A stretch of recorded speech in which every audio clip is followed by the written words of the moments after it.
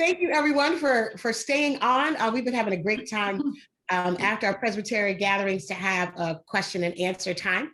Like I said before, I am such a big fan of nonviolent communication. And Teresa, we're just so thankful for your word this morning and for you to be with us.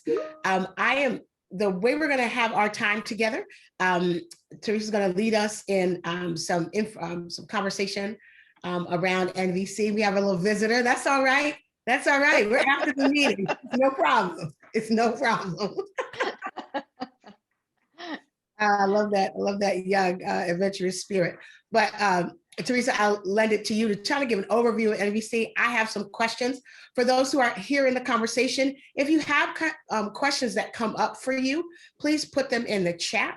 And Chip, I invite you to pause and say, hey, we have a question from those who are participating today. So Teresa, I'm going to leave it to you to give us some openers. I think you have some, if you have visuals, Mark can help with that as well. Thanks so much. I will do a little screen sharing in just a moment. And if I have any trouble on my end, Mark, I will shout out to you. I wanted to kind of set up our time of conversation by introducing me a little bit more, particularly kind of sharing with you how NVC kind of came to me, so to speak, and then introduce nonviolent communication to you and try to give you just a big overall conceptual map. This is going to be quick, but I'm happy to delve into any parts of it that really pique your interest right now. So to tell you a little bit about my story, I first heard about nonviolent communication when I was a PhD student at Princeton Theological Seminary. I was a full-time student and also serving a PCUSA congregation that had been really severely traumatized throughout its history. It had had a series of pastors and a youth leader that had sexually abused members of the congregation. And not surprisingly, things like conflict kept emerging in this congregation, and members had really confused understandings about boundaries between clergy and members. And the clergy and some of the staff who were there really overfunctioned, I think, to the point of ill health in response to some of this.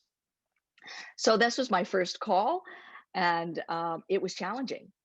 Also, I had had the experience of witnessing really firsthand the vitriolic discourse of the PCUSA sexuality debates in the early to late 90s. And like so many people, those debates were fought over and through my own personhood, and frequently left me wanting to leave the church altogether, though I never did. In addition to that, my family went through a severe kind of crisis and conflict that led to a series of cutoffs for a decade or more. And in the midst of all of that, trying to manage that and be resilient and faithful and effective in ministry, NVC was introduced to me. But I was a really well-trained theology student, so I read the book and criticized it from beginning to end, and just saw all the holes in it, right? Yeah. Yeah. But then, thankfully, by God's grace, my heart really stayed open, and I attended an NVC workshop by some certified trainers, and that was the beginning of what became, about 950 hours is when I stopped counting my own training in nonviolent communication, and a similar, philosophically similar practice called restorative circles. And what I've found over the years is that, NVC or restorative circles don't guarantee peace, of course. There's no sure way to bring about healing or reconciliation or justice as we know. But I found it to be really a tool that creates the opportunity for this to arise. And for me, nonviolent communication in particular has a kind of integrity because I find it to be congruent with actually the Old Testament vision of shalom. So when Aisha started talking about the shalom ministry at the presbytery, my interest was really piqued because this is one of the places that I find really rich theologically and also deeply consonant with NVC. I think too that it provides some practical pathways for us to live in light of the Apostle Paul's admonition in Romans chapter 12. If it is possible, insofar as it depends on you, live peaceably with all. And some of those caveats really matter. So I'm going to do a little screen sharing.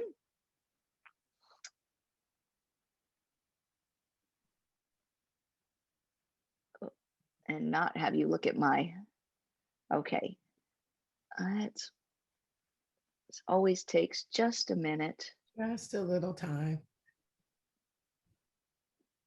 Okay. All right. Aisha, let me know if you're not seeing it. No, we can see it fine, and I see the two of us, so we're good. Good. So, one of the things that these 950 hours of training and work at Princeton Seminary led to was a co-authored book between Deborah Van Dusen Hunsinger. Some of you may know her as she's now an emerita professor of pastoral theology at Princeton Seminary, but she and I wrote this book together, and over a period of almost a decade, taught it together in a variety of settings. So all this to say that what I'm sharing with you today comes out of sort of a really significant part of my own vocation and life's work. So NVC for short is also sometimes called compassionate communication, in part because, as I mentioned in my sermon, Marshall Rosenberg, who developed NVC, was after creating a series of skills or a model for people really to connect with their own compassionate nature, but to connect with one another compassionately, particularly in the midst of difference and disagreement, even vitriol. So on the one hand, NVC, nonviolent communication, is a set of communication skills that teaches us to listen for what matters most to others, especially when what they're saying is difficult or painful to hear. It really helps us to connect empathetically with people who hold widely varying viewpoints. It also trains us, I believe, to speak with courage, compassion, and conviction. I'm from New York, New Jersey, and I've spent a good portion of my adult life in West Michigan with all of its so-called Dutch niceness, and in Minnesota with its so-called Minnesota niceness. So I always say to people in these contexts, NVC is not nice. It's simply not dehumanizing. But it is one of the tools that has enabled me to kind of dig my feet into the ground out of commitment to core values and speak with fierceness and passion. So don't confuse it for some sort of cultural niceness. Also, NVC is a really it's a model for conflict transformation. And I'm going to kind of lay out a map of the model that it consists of basic skills and skill sets and advanced skills, which you can read about in Rosenberg's book, and you can read about in mine and Dr. Hunsinger's book as well. And the other thing that's important to say is it's an international peacemaking organization. So around Marshall Rosenberg grew a process for developing and certifying trainers in NVC, really all over the world, working in all sorts of different contexts and representing the widest possible religious and spiritual set of beliefs you can imagine. So when I really dug into learning NVC, I was doing so alongside Buddhists and Muslims and people who identified as Jewish and Christians and people who would identify as agnostic or spiritual New Age seekers. But all of us finding a core set of values that we could really, where we could live out our faith. So as a set of skills, the thing I want to tell you about nonviolent communication is it can help us to transform criticism into opportunities for mutual understanding. It can help us stay in dialogue in the midst of difference and disagreement. I think this is one of the really important pieces of NVC for me, is it helps us to mourn unmet personal and collective needs, and can shape or reignite lament as an important spiritual practice of the church. Can help us heal pain from unresolved guilt and shame and conflict, helps us to transform anger and enemy images while working for social justice, and has pathways for mediating conflict between two or more others. So here you see on your screen a picture of Marshall Rosenberg, and I'll stop sharing, but I want to say a little bit about him, so that you have a sense again of where this practice comes from. Rosenberg spent well over half of his life developing and teaching nonviolent communication. He was trained as a clinical psychologist, and then in the 1960s left his practice to try to teach the skills he used in a clinical setting in broader settings. He wanted to support persons and families and communities and organizations to live peaceably with one another. And he tells stories in his work of mediating conflict between police officers and inner city gangs, administrators and teachers and students and schools. He mediated conflict between the Israelis and Palestinians, and between Hutus and Tutsis in Rwanda. And again, around him then grew this international peacemaking organization. His personal story, again, which is kind of scattered through some of his writings, has a kind of timeliness to it and motivated his work. He talks in particular about having his family move to Detroit in 1943. And within just a couple of weeks, they found themselves in the center of protests that turned deadly. Protests against job discrimination and housing segregation, police brutality, and the racial terrorism of the KKK.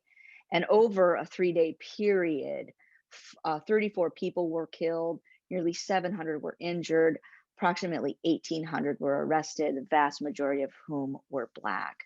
And so as a Jewish young person witnessing this, he was profoundly impacted, and references Mahatma Gandhi and Martin Luther King Jr. and Protestant theologians like Walter Wink in his work.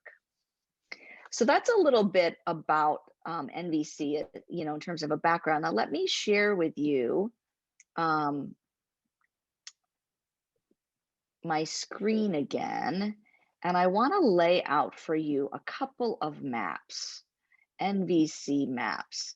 And the thing about maps is they may or may not be helpful. A map that I find, or a visual I find helpful, may or may not be helpful to you.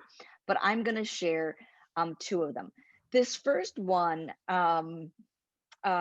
is called the 13-step dance, and I'm not going to go into that, but one of the ways of learning NVC is a set of what they call dance floors that you put on the ground and you walk through the different steps of NVC. But you'll see here in this image the outer edge, the outer frame, and it says intention, connection. And this is really critical, because in contrast to persuasion or winning or compromise, NVC aims and teaches us to begin difficult conversations with an intention that is quite simple: to connect, because it's built upon a fundamental trust that everyone's needs matter and ought to be taken to heart, and that humanizing connection is the foundation for creative strategies to emerge that contribute to the flourishing of life. Then you see that there's an inner mode and an outer mode. The inner mode has one skill set called self-empathy. This is listening to oneself deeply, connecting to what matters to one most in a given situation or context. And then there are two outer modes. These are the skill sets of empathy, kind of receiving another person and understanding what matters deeply to them, and then honesty, expressing what matters deeply to us. One of the brilliant, I think, pieces of NVC is that each of these skill sets are comprised of the same 4 skills. So if you learn to be able to make an observation, if you learn to connect with your feelings, if you learn to connect with your needs and make requests rather than demands of other people, you can do that in relationship to yourself. You can do that in how you listen. You can do it in how you speak. And then these 3 skill sets, the 2 outer modes and the 1 inner mode, can be put together for more what I would call complicated or complex ways of dealing with conflict. And it's a dance because, you know, it takes a good amount of time to learn, right? I remember when I was first learning to waltz, it took some time. But once you learn it, it can be enjoyed with a variety of partners and many different organizational contexts. And when you do that, then it also requires flexibility and attentiveness and awareness, and acquire, an ability to be in the moment and go to flow from one skill to another. So the people that I spent the most time learning NVC from, because of all that, really emphasize the necessity to internalize these skills and capacities deeply. So that's one map. This other map, I'm not going to spend as much time on, but it's called the NVC Tree of Life. It was developed by a woman named Inbal Kashtan, who was an NVC trainer and leader in the Center for NVC, which did a lot of certification of trainers, and she was located in San Francisco. But you can see that the inner mode here is portrayed as the inner trunk of the tree. It's that self-connection, the opening of our hearts to what's alive in myself and what's alive in others. And then the branches of the tree, the growth of the tree, are in this self-expression or honesty and empathy, the reception of other people, which can be both verbal and nonverbal. This capacity to communicate what's alive in me on the one hand and connect what's alive with you on the other. And usually when NVC uses this language of connecting with what matters to you or what you value or what's alive with you, it's a reference to needs, again, understood as qualities as contributing to the flourishing of life. So that's a really quick overview. And I'm going to stop there because I trust we'll get into some other pieces of this in more depth. This is so great. And I can tell you now, some of our people are going to want at least a few of those slides that we can share as a resource. Absolutely. For those who are interested. One of the things that struck me, and I did take that class with Dr. Hunsinger back in the old Princeton Seminary days. And I remember being almost caught off guard. She walked us through a practice of thinking through what unmet needs I had coming out of my childhood. Now, no one wants to talk bad about their mother or their father or their grandparents. And so I was really shocked that that was a way to start to identify that. My question for you would be, what is the best way for a person to start practicing NVC as they make sense of these concepts? Well, this might be my bias. You have to remember, I'm a bit of an academic. But I do think it helps to really get some sort of conceptual foundation, because NVC uses the word need in a very particular way. And it uses things like the concept of observations, making observations rather than interpretations or judgments in a particular way. And so if you don't get a little bit of a conceptual background in some of this, it can be really off-putting. So read one of the books out there on NVC. I also think too that NVC, you can get a conceptual understanding of it, but it has to be internalized for it to come to life. So go to a workshop, have the Shalom team host a workshop, even a half day where there's some practice. I mean, again, NVC came alive for me as I witnessed other people practice it, and as I sat with others who were wanting to live out a particular set of values that I also held deeply. When I'm on my second time of living here in the Twin Cities, but previously when I was teaching at Luther Seminary, I was in a practice group with 3 other PCUSA pastors from the Twin Cities Presbytery. And we met, I can't remember if it was weekly or, bi-weekly, and we would share, and then we would try to take the challenges we were facing in our personal or professional lives up in a context of NVC. Also, I would say start with the small stuff. Don't try to practice this in relationship to the most significant trauma or the hardest conflict in your life. I also think don't try to necessarily do it with family members at first, because there's just too much. There's a lot of history there. I remember one of my students in class saying to me one time, "Dr. Latini, I keep trying NVC on my spouse and she gets really upset." And I said, "Oh, well, maybe it's the fact that you're trying to try it on her. That's the problem." Yeah. So take it into another context. Watch some videos and start with this notion of needs, like build an awareness of needs. And there are inquiries and inventories that can help you to do that. I love that. Another question, let's imagine that apparently we have the Shalom team, we have homework now. Apparently, say the Shalom team does a half-day workshop and we have people participate and start to learn how to practice in simpler ways, like maybe the dishes aren't left in the sink by a family member all the time, and we talk through our observations and feelings and needs and put forth a request. Tell me, how can you envision church committees or councils practice NVC in a group context? What does that look like? Yeah, and here I'm going to draw on sort of my work at Lake Nokomis Presbyterian Church here in Minneapolis. And I was once a parish associate and at that church. And they and I together really tried to address this question, and they've taken it, much further than I even imagined. But some of the things,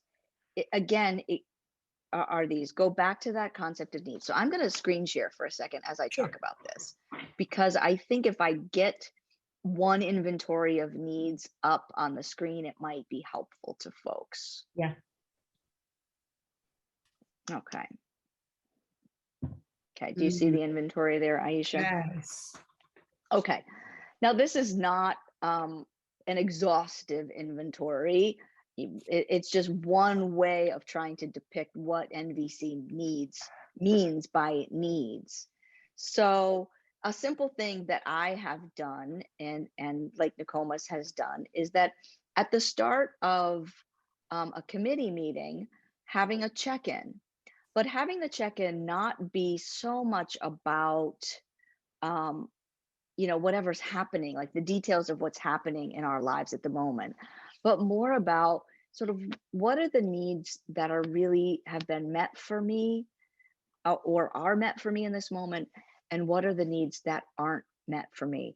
I used to do this in my pastoral care classes as well, and it was really challenging for people to just focus on communicating what are the needs that are met or not met, because we're sort of trained to think we have to tell all the details of a story for it to have meaning. Then I would say another thing to do almost naturally out of that kind of sharing is to use that to frame your prayer together. Again, at Lake Nokomis and other places, we've sometimes taken an inventory like this and given people opportunity to circle, like in blue, I'm going to circle the needs for me that aren't met right now. And I'm going to circle in red the needs that are unmet. And then in a time of prayer, being able to articulate those needs to God. And part of what we're doing here is trying to build needs consciousness, needs awareness, needs vocabulary, because in NVC, needs are the point of connection around our common humanity, because we hold them in common, even though we may experience them differently. So that's another idea. that breath prayer that I mentioned lends itself to this as well. So there's some guided prayer practices that I think also can support us in building a needs consciousness. And then, if you're, as part of the Shalom team, you're trying to make a decision about next steps, and you've got some difference. Well, that's great, because difference and disagreement are also kind of what propels us to, find a third way, which is often more creative than what any of us could have imagined on our own. But if you're really stuck, can you begin to communicate, well, I want to choose option A because I think it meets these needs, and this is how. Or, and somebody could say, well, here's option B, and I think it meets these needs. And can you begin to hold those needs, the needs of all, as really valuable and mattering? And can, as in some of your reflection and meditation on those needs, maybe lean one way or another, or come up with a third way, so to speak. So that's just, those are just a few ideas, Aisha, about where I would start at a committee level. Do you have on this, in the slide, the list of feelings as well? I don't, but I could send that to you, because there are a few ways that I think of a few pathways for identifying what our needs are. And one is by noticing our feelings. And again, most of us have had more practice in doing that. The basic axiom in NVC is that when we have what we would label as a negative feeling, depressed, angry, frustrated, whatever it might be, it's because some need or needs of ours are really unmet. And that when we tend to have what we label as positive feelings, elated, content, playful, whatever it might be, it's because we have needs that are met. Another way also to identify needs is to listen to our judgments. So if I'm really ticked at a committee member and I'm judging them as manipulative, it may be because I have an unmet need in that interaction for inclusion, for all voices to be heard, for freedom, etc. I love that. We actually have a question, so I'm going to open it up to Chip. I've gotten several, actually. Dan Heller says the concept of nonviolent communication presupposes violent communication. Please describe what that looks like. Presumably, it is more than just disagreement. I was just thinking, thank you for that. I was just thinking, Teresa, we haven't done for them, give a violent way of saying something and then a non-violent way of saying something. I can remember examples in the book, but I think that would be really helpful. Yeah, I mean, Rosenberg, again, I think he's extremely countercultural on this point. And the way NVC describes it, Rosenberg describes it, is violent communication is any kind of communication that would be dehumanizing, that would be based in threat and demand and judgment, that would be intentionally guilt-inducing, that would lead to really disconnect between people. And nonviolent communication is communication that is grounded in this intention to connect to the humanity of the other, even and in spite of how they may be speaking at the moment. So when I've taught NVC in the past, I've used what Rosenberg uses, just two puppets. I wish I had them. They're downstairs on a shelf somewhere in my basement. Yes. But one is a jackal and one is a giraffe. And I've used these with adults and they like them as much as the kids that I've used them with. But the giraffe puppet kind of represents for Rosenberg nonviolent communication, because the giraffe, all analogies like this break down. So just go with me for a minute. It has a big heart, the largest heart of land animals. It has the capacity to see, have a large view of a picture, and it seeks to connect heart to heart. And then the jackal, as he uses it, often is scurrying around at the ground and doesn't see the bigger picture and is nipping at other people and speaks with a kind of judgment and labeling and interpretation. So let me put it this way, really, really simply. For Rosenberg, most of our communication would be classified as violence because we're not socialized to speak in the ways he's talking about. Yes. That was Aisha, what would you add? I would say that was the biggest pushback for me. I remember reading in the book, or one example is if you said to a friend or a colleague, "You're always late," which is probably true, right? If that person's always late, they're always late, as opposed to saying, "I observe that of the meetings that we have, that you don't come to them on time. That makes me feel disrespected. That makes me feel unseen. I have a need to be honored and appreciated." The request would be, is there a way we can schedule a time so that this doesn't happen again? That is not the natural way I would ever say anything, knowing that this person's always late, even if it's me. But so I think you're right that how do we retool our minds and our hearts to stop and to breathe and to think through what am I feeling here, and what need is not being met that is triggering me to be so kind of reactionary, or maybe the language that he would use as violent. So I think on a first read, it is hard to say, wow, this is how I always talk. Is there another way? But I personally have found it to really be helpful to retool how I make requests to people, or how I communicate harder things. Yeah. Aisha, I don't want to take up too much time, but I wonder if this would be a moment where I can just talk about those four ways that NVC understands speech happening, because it builds on this question. Or do you want me to hold that? Hold that for 1 second. I just want to see if there's another question, Chip, that might. I've got several. Okay. Let's see what the people need. We'll see. We'll hold it. We'll get there if we can. Sure. Okay. Someone asked, can you tell us the difference between empathy and sympathy? That's great. So Dr. Hunsinger and I actually spent a lot of time in our book on this, and I think NVC, Rosenberg spends time on this.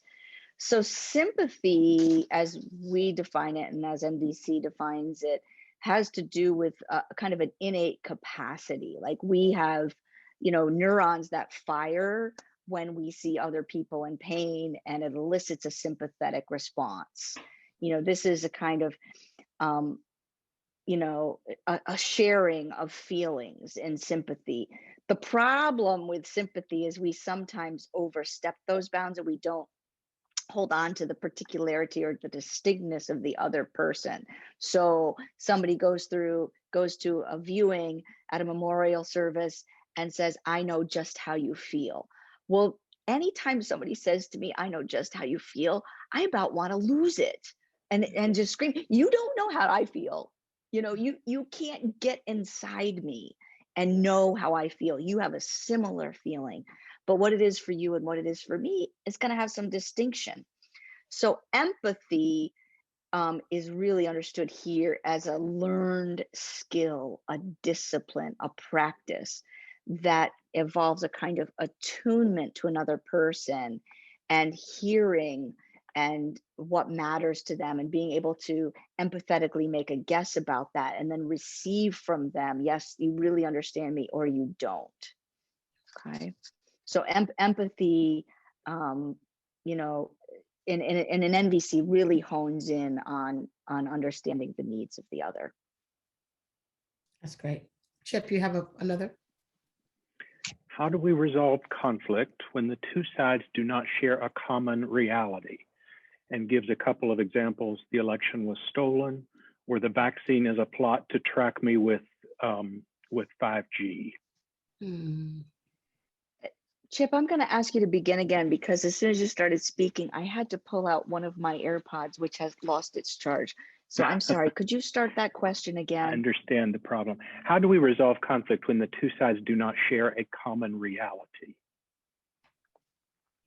Yeah, well, we might not be able to. I mean, that's the truth. So, so I don't think NVC is a panacea, and it was one of my criticisms of Rosenberg's book. When I read it, I just thought, give me a break. It can't really work all the time. Now, he was just masterful, and had an unbelievable ability to practice this. So it's not a guarantee. What I do think it can help us to do is increase the possibility for two quote unquote sides that are deeply divided to start to inch toward one another enough so that they can hear each other. And it requires at least somebody being able to not, I mean, Rosenberg really said this. He used to say, I don't hear all the judgments and evaluations. I just hear the needs underneath. And so it's really you've got to train, you've got to practice, so that particularly when the statements that just triggered the hell out of you, you're not carried away by, you still keep trying to understand what matters most to another person. But that doesn't mean you agree. It just means you're trying to connect with them, so that also then when you speak out of what matters to you passionately, there's the possibility that they can also hear you, which is, in NVC and what's called one of the advanced skill sets called staying in dialogue. Frequently, it's the person who's most triggered or in most pain that needs to start first, because we need to kind of get them to a point where they're a little more grounded and heard, so that they can then hear others. So it's not a guarantee. It just creates the possibility for inching toward one another. And I'll be really honest with you.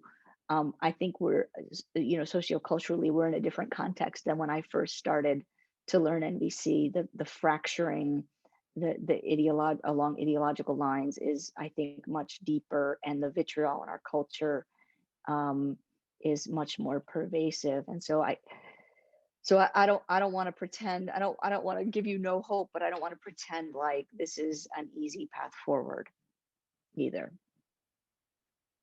Teresa, that's really helpful. I think this would be a good time to kind of go back to those essential four, to lift that up, and then we can take some more questions. Okay. Whoops. I keep going right to PowerPoint before sharing my screen. Hold on one second.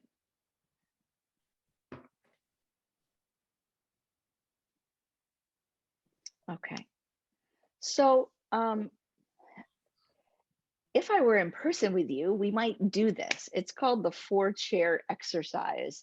And it's a way of kind of getting at how we can hear difficult or painful messages. And this is, it's also a way of illuminating what Rosenberg means by violent communication and not nonviolent communication. So when we are on the receiving end of a difficult or painful message, whether that's coming at us directly or it's something we're hearing in a larger context, usually what we do as human beings, because it's what we're socialized to do, is lash out or lash in. When we lash out, it's because we have heard what has been said as an attack on us, and we go on the attack back. We go into judgment and accusation. I mean, when I lash out, what I tend to do, to be honest with you, is I get like in some sort of lawyerly mode where I'm going to have my 10 points that prove you wrong. I mean, that's sort of my temptation. So we all have ways of lashing out, some of which look more violent than others. Right? I'm not likely to go into ad hominem attacks, though those thoughts might be running through my mind. So when we hear difficult, painful messages, we tend to lash out, or we lash in, or we vacillate between the two. And this is more when we start going into self-judgment and self-doubt and shooting on ourselves and blaming ourselves and accusing ourselves. And what if I had done this or that? Couldn't things have been different? And in extreme forms of lashing in, it's an internalizing oppression. So these are both in this model seen as violent, doing violence to self and others. And what NVC trains us to do is, instead of lashing out or lashing in, connect out and connect in. And the connecting out can happen even and actually should happen almost first internally, trying to imagine what matters most to this other person or persons. What are they longing for? What do they need? Even if they're expressing their needs in tragic ways that do damage to other people, they're still human. They still have needs. So again, by empathetically connecting out, we don't agree necessarily with somebody's choices or perspective, but we're holding them with a kind of compassion. And then the connecting in happens when we really try to understand what matters most to us, what needs of ours have been met or unmet in response to whatever is coming at us in the form of criticism or judgment or evaluation or, oppression, etc. So those connecting out and the connecting in are those two ways of hearing a difficult message set us up then for an honest expression and being able to really dig our feet into the ground, so to speak, and communicate passionately and fiercely, but without dehumanizing others. And in a way, hopefully, that increases the possibility that they hear us, doesn't guarantee it. So how's that, Aisha? I love that. I'm definitely going to need that slide. It sounds like that's something that could help as we're trying to make sense of how we really feel. Almost permission. I love the part where it says, write down the judgments, write down the self-judgments, and then imagine what other people need and what you all, your own feelings. So I think having both of those, because sometimes we don't give ourselves permission to be truly honest about the lashing out that we want to do. So that if we're honest on a piece of paper, we might be able to be more honest on the connecting piece as well. That's really helpful. Yeah, and no judgment. I mean, NVC does not want us to suppress or deny all of our fury and outrage that might come out in judgment and ad hominem attacks. It's just, it gives us a container for that. Yeah. So that then when we move into conversation or some leadership setting, that doesn't come out, right? Yes, that's right. That's right. I know we're closing on time a bit. Chip, do we have more questions from the floor? I've got one more. I think you touched on it in what you just said, but I'll ask it and see if there's any more you want to say. Sure. Someone asked, suppose I and others are skilled in NVC, but others in our group aren't. Communication is a two-way street. So are there best practices for engaging those who are trained and may even believe that NVC is a gimmick? So I want to start with that last piece, that people might believe that NVC is a gimmick, because and Deborah and I talk about this in our book, like I think there is a developmental progression in learning NVC that at first you kind of start in a bit, you could sound a little mechanical. I mean, Aisha was using some of the language around, I observe and I feel and I need, and that's actually, to get these kind of skills internalized, that's just an important step. It's like, practicing your scales on a piano or your arpeggios on a clarinet, whatever it might be. Like that's part of building the skill.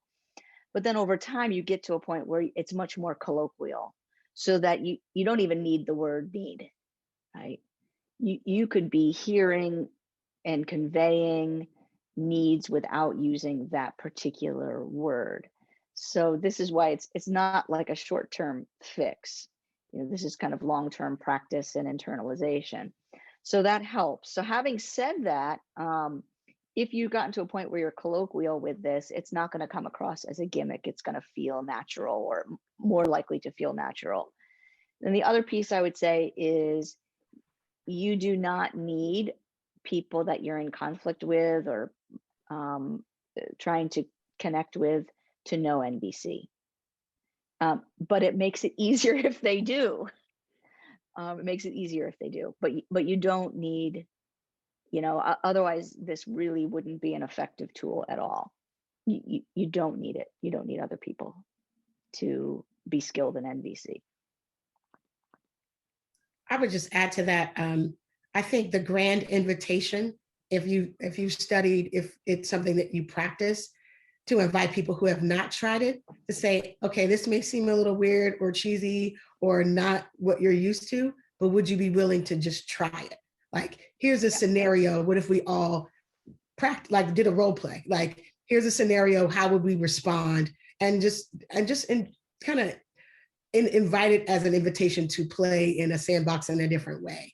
I found that to be helpful in workshops and on committees and churches that I've served, to just say, this is a little different, but what would it look like if we learned a skill that might not come to us naturally, but there may be some critical points that it's helpful in the conversation and in decision making as a body of folks in the church.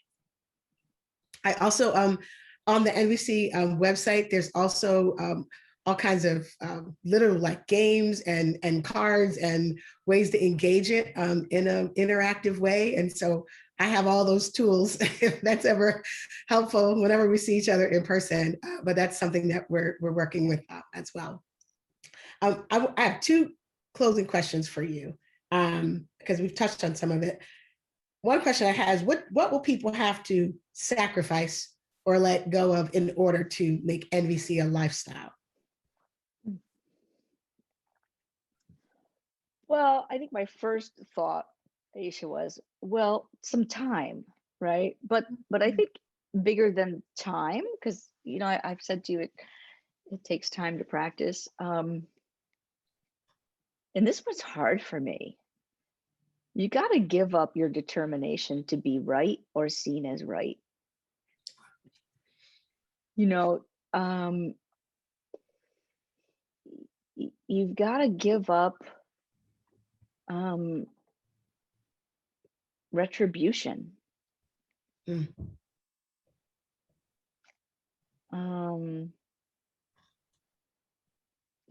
got to be willing to mourn, right?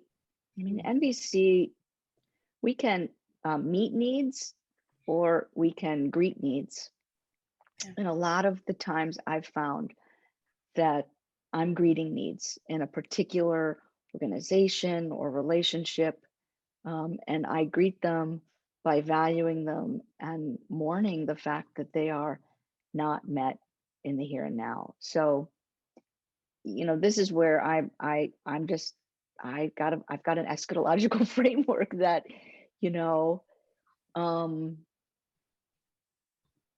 that in Christ, as it says in Colossians, all things hold together, but it doesn't look like it in the moment.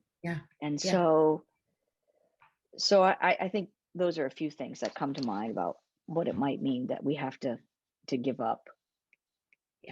I like that you said our determination for being right, and you didn't list it as a need to be right. So exactly. I appreciate that. My last question for you, and our time together, is what is your hope for the future of a church or churches or believers who practice nonviolent communication? If there was a larger hope, what would that be?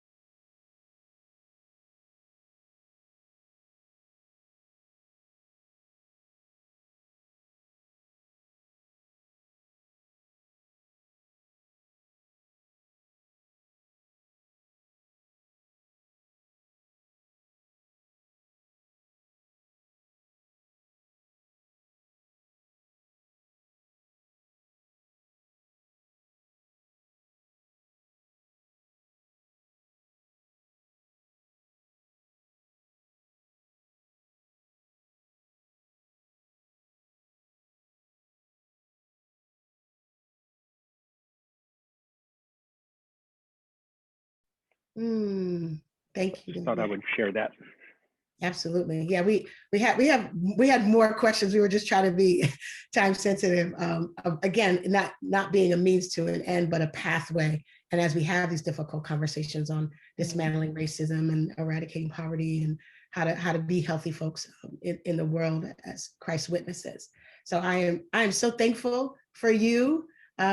We have our homework from you, and I'm sure we can check in and see if you have other encouragements for us. If you have any closing thoughts, and could you also offer us a blessing from our time? I'm happy to offer a blessing, and just to say again, thank you to you, Aisha. This is some of the most life-giving work that I've been invited and welcome to do throughout the last 10 plus years of my life. And it's a joy to join you and the Presbytery. So now may you go in hope and peace, undergirded by trust in the promises of God. And may you go with a sense and a knowing that God is there with you, reminding you that God is the one in whom all of your needs are met. Amen. Amen. Thank you again, Dr. Teresa, Latini, and thank you all for staying on with us for a little extra time. Please go in peace and have a great rest of the day. Thank you.